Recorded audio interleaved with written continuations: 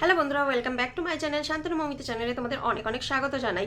তো এখন কাকে নিয়ে ভিডিও করতে এলাম এবং কি বলতে এলাম তোমরা অবশ্যই টাইটেল আর থাম্বনেল থেকে বুঝতে পেরেই গেছো। তো তবুও বলবো, তার আগে আমি একটা কথা বলি। আজকে একটা নতুন ঝড় জানো তো বাড়িতে ঘটছে, নতুন ঝড়ের সৃষ্টি হয়েছে। তো কি ঝড় সৃষ্টি হয়েছে কি না হয়েছে এটা বিষয়ে আমি পরে বলবো, আগে নিজে ক্লিয়ার হয়ে নিই। কেননা আমি যদি তোমাদেরকে কিছু বলতে যাই, বিষয়টা আমাকে আগে ভালো করে বুঝতে হবে, জানতে হবে, তবেই বলতে পারবো। তবে হ্যাঁ, আমি যতটা জানি আর যতটা বুঝেছি তার অনেকটাই বুঝে গেছি, অনেকটাই ক্লিয়ার। কিন্তু এই ভিডিওটা সেই বিষয়ে নয়, এটা একটা আভাস দিলাম, পরের ভিডিওটা সেই নিয়ে হবে। তো এখন যেটা বলতে এলাম, হ্যাঁ অবশ্যই, তো আমাদের সব থেকে পপুলার ম্যান্ডি দেবীর যে শো কল্ড বোন ছিল তাকে নিয়ে বলতে এসেছি। আই মিন ফারিয়াকে নিয়ে। না, নাম ধরে কথা বলবো না, নাম ধরে কথা বলার যোগ্যতা মানে ওকে নাম ধরে ডাকার যোগ্য ও নয়, এটাই বলতে চাইছি। তো তাই ওর নাম ধরে আমি আর কথা বলতে চাইছি না। তো ফারিয়া, অনেক খেল দেখালি না, দিভাইয়ের একটা বিপদের সুযোগ নিয়ে একটা বড় খেলা দেখালি। বাহ, একবারে লাফিয়ে লাফিয়ে ভিউজ, তাই না? কোথায় 11,000, কোথায় 66,000। একদম কিভাবে গ্রো করছিস, কিভাবে গ্রো করছিস। আর তোর মাটাও না তোর সাথে একভাবে সঙ্গ দিয়ে চলেছে। কি দুর্দান্ত খেলা, মানে দেখে না আমি শুধু অবাক হয়ে গেলাম যে তোরা কিসের ভালোবাসা, কিসের বিবেক মনুষ্যত্ব টানে ছুটলি সেটা বুঝতে পারলাম না। আমি জানি আজ হচ্ছে প্রকৃত পক্ষে ম্যান্ডি বিপদে। যে সময় তোরা বিপদে পড়েছে বলে পাশে ছিলিস, সেটা অ্যাকচুয়ালি ওর বিপদ ছিল না, ওটা ওর ডেকে আনা ভুল ছিল। সেই সময় তুই ওকে সঙ্গ দিয়ে ওর ভালোবাসা হয়ে উঠেছিলিস। ওর মনে বোনের স্থান, মানে তোকে বোনের স্থান দিয়েছিল আর তোর মাকে মায়ের স্থান দিয়েছিল। সেইটাতে তোরা কি করেছিলিস? পিঠে ছুরি মেরেছিলিস, ক্রমশ দিনের পর দিন ওর পিঠে ছুরি মেরে গিয়েছিলিস। আর হ্যাঁ, স্যান্ডিকে তোরা বলিস তোর দাভাই না রাখি পড়ালি, কিন্তু সেই দাভাইয়ের কথা একবারও ভাবলি না। তোর দিভাইয়ের কথা ভাবতে গিয়ে ওই দাদাভাইটার কথা ভাবলি না, ওই দাদাভাইটার পিঠে ছুরি মারলি। আজ কেন তুই দূরে সরে গেছিস বুঝতে পারছিস? তুই যদি প্রকৃতপক্ষে ভালো চাইতিস ওর সঙ্গটা দিতিস না। যাক, ওই কথা সবাই জানে, আমিও জানি, গোটা ওয়াইটি জানে তুই কি জিনিস আর তোর মা কি জিনিস। যখন তোর মা বুঝতে পারেনি তখন তোর মা কি করলো? ম্যান্ডিকে নিয়ে খিল্লি করলো, ম্যান্ডিকে নিয়ে মানে বিরক্তি প্রকাশ করলো। আর যেই বুঝে গেল যে ম্যান্ডি সোনার ডিম পাড়া হাঁস, সেই হাতে পায়ে ধরার মতো কি ভালোবাসা আমার বড় মেয়ে করে একদম আলান্তি হয়ে গেল, তাই তো? তো সেসব তো গেল অনেক পুরনো ঘটনা। এখন নতুন ঘটনাটা কি কি হয়েছে আর কি হতে চলেছে সেটা একবার বলি পাবলিককে, তাই না? তাদেরও তো জানা উচিত, আমার যে ভিউয়ার্সরা আছে তাদেরও তো সব কিছু জানা উচিত।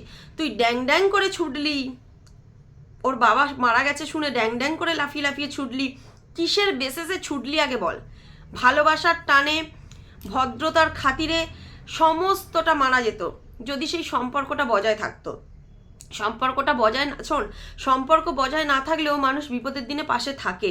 হয়তো একটা ধরো আমাদেরই পাশাপাশি বলছি, কোনো মানুষের সাথে আমাদের কোনো সম্পর্ক নেই, তাদের সঙ্গে প্রচণ্ড প্রচণ্ড পরিমাণে ঝগড়া অশান্তি হয়ে রয়েছে, মুখ দেখা দেখি নেই, কথা বলি না, কিন্তু কোনো মানুষ যখন মারা যায় শুনতে পাই যে তার বাড়ির কেউ মারা গেছে, মানে আমার সাথে যার ভাব ভালোবাসা নেই তার বাড়ির লোক কেউ মারা গেছে, তো আমার সাথে তার যত খারাপ সম্পর্কই থাকুক না কেন সেইটা দেখতে ছুটি, যে হ্যাঁ তার পাশে গিয়ে দাঁড়াই, না কিছু করতে পারি না হয়তো, দেখতে যাই, কাছে যাই, এটুকু সান্ত্বনা দিতে পারি।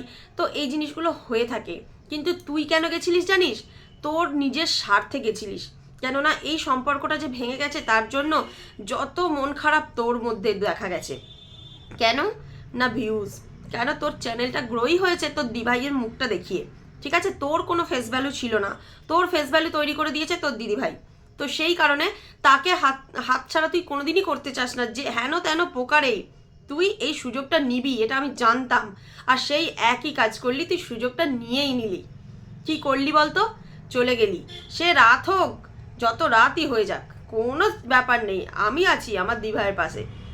এবার বলি, তোর দিদিভাই যদি সম্পর্ক বজায় রাখতে চাইতো, যাই হয়ে যাক না কেন, তোর দিদিভাইয়ের কথা বাদ দে, তোর দাদাভাই যদি চাইতো যে তোদের সঙ্গে তোর দিদিভাইয়ের সম্পর্কটা ঠিক থাকুক, তাহলে শোন, প্রথমত তোর মায়ের যখন অপারেশন হয় সেই সময় তারা একবার হলেও দেখতে যেত, যায়নি। বুঝতে পেরেছিলিস সম্পর্ক রাখতে চায় না।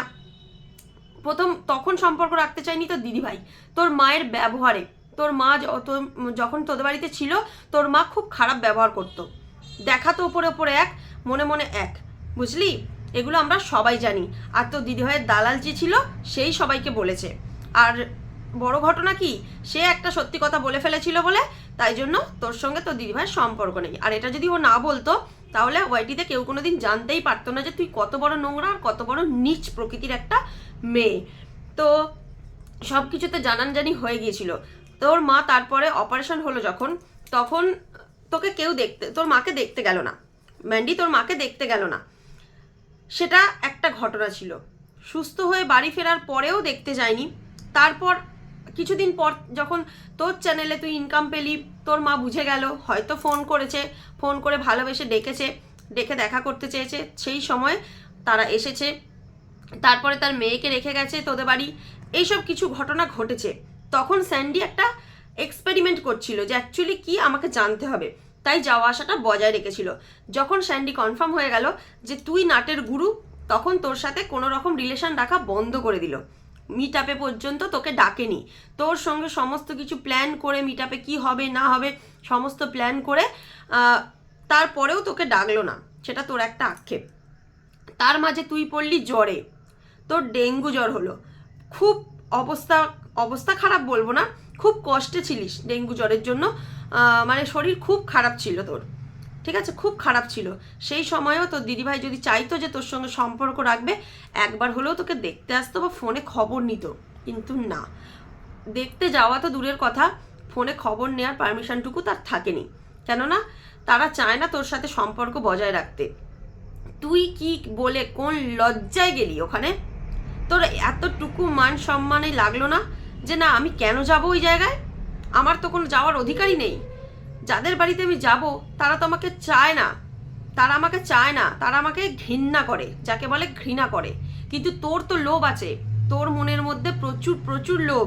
আর তুই অতিরিক্তই একটা চালাক মেয়ে ছেলে, অতিরিক্তই চালাক, যে খুব ভালো করে ভিউজটা বুঝে গেছে যে পাবলিক কি চায়। আসলে তোর দিদিভাইয়ের সাথে থেকেছিস তো, একটা মাস থেকেছিস তো একসাথে, পুরো পাশাপাশি থেকে না তোর দিদিভাই তোকে বুঝিয়ে দিয়েছে যে কিভাবে ভিউজ আপ করতে হয়, কিভাবে দিনের পর দিন কন্টেন্ট চেঞ্জ করতে হয়, এক কন্টেন্টে পাবলিক কদিন নেবে, সেই কন্টেন্টটা আবার চেঞ্জ কবে করতে হবে, কিভাবে টাইটেল থাম্বনেল দিতে হবে, সমস্তটা A to Z তোকে শিখিয়ে দিয়ে গেছে, তোকে হাতে কলমে গড়ে দিয়ে গেছে যাকে বলে।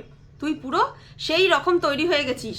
না তোর দিদিভাইয়ের দোষ নেই বলবো না, প্রচুর দোষ আছে, প্রচুর দোষ আছে, কিন্তু দোষ থাক চাই না থাক, সে তার মতো আছে, সে তার মতো আছে, কারোর পিছনে সে কাটি করছে না, সে নিজে যা খুশি তাই করছে, ন্যাকামি নাটক বাঁদরামি যা খুশি বল সমস্ত কিছু করছে, কিন্তু কারোর পিছনে কাটিও করছে না, আর কাউকে নিজের ভিডিওতে টানছেও না।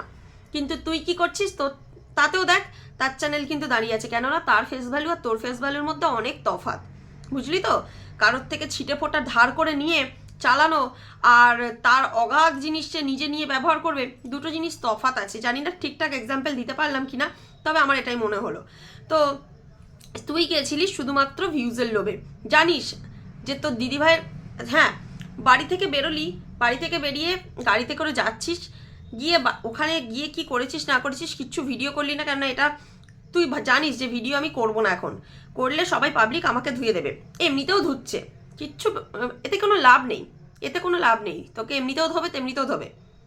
তো ভিডিও করলি, মানে বাইরের দৃশ্যগুলো দেখালি, ওই তোর রাস্তা দিয়ে যাচ্ছিস, হোটেলে খেতে ঢুকেছিস ধাবাতে, এ সমস্ত কিছু দেখালি, সে সমস্ত কিছু দেখালেও ওখানে তোকে ক্যামেরা অ্যালাউ করেনি। আর ওই টাইটেল থাম্বনেলে তোর দিদিভাইকে ঠুকে একটা টাইটেল দিয়ে দিলি ভালোবাসার মানুষের টানে।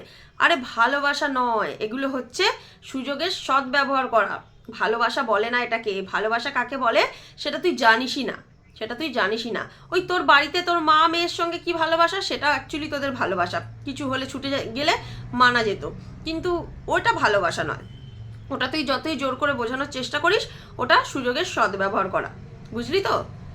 সেটা তুই নিয়েছিস, একটা টাইটেল ঠুকে দিয়েছিস, একদিনে লাফিয়ে ভিউজ তত্তরিয়ে এগিয়ে গেছে। এবার আবার দেখ আবার কি হয়, ওই 10,000 থেকে 60-70 হাজার ভিউজ একদিনে পাওয়া চারটিখানি কথা।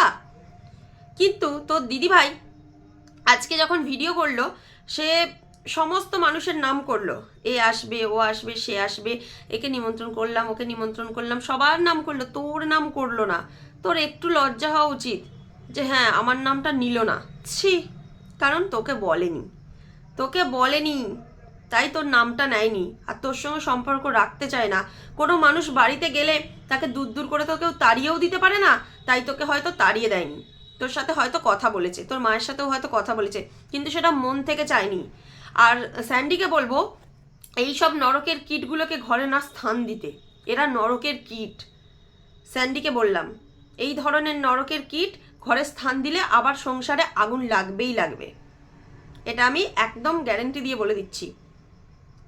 আবার এই একই ঘটনা ঘটবে হয়তো, হয়তো জানি না ম্যান্ডি আদৌ পাল্টেছে কিনা, তবে যতটুকু মানে ওপর থেকে দেখে যেটা মনে হচ্ছে হয়তো বা পাল্টে গেছে, হয়তো সংসার করছে, হয়তো সব মানুষকে চিনে গেছে, তাই সে এখন তার শ্বশুর শাশুড়ি এদের সঙ্গে অ্যাটাচ থাকতে চাইছে, এদের সঙ্গ দিতে চাইছে, এদেরকে নিয়ে বাঁচতে চাইছে, শ্বশুর শাশুড়ি স্বামী সন্তান এই সম্পর্কগুলোকে নিয়ে বাঁচতে চাইছে। তাই ওই ফারিয়া, ডাইনি, দালাল, তারপরে ছোট মা, এসব সম্পর্কগুলো থেকে বেরিয়ে আসতে চাইছে। এইসব সম্পর্ক ও আর মানে টিকিয়ে রাখতেই চাইছে না। ওর ওই সময়তে যারা ওকে সঙ্গ দেয়নি ও বুঝতে পেরেছে যে তারাই আমার ভালো চায়, তাই তাদের সঙ্গে সম্পর্ক বজায় রেখেছে, এটাই আসল কথা। তো এটাই বলার ছিল, জোর করে কাছে এসে নাম কামানোর চেষ্টা করিস না, এগুলো ছোট লোকিপোনা বলে, বুঝলি তো? তো চলো বন্ধুরা, ভিডিওটা এখানেই শেষ করছি, বেশি আর কথা বলবো না। দেখা হচ্ছে পরের একটা ভিডিওতে, সবাইকে টাটা।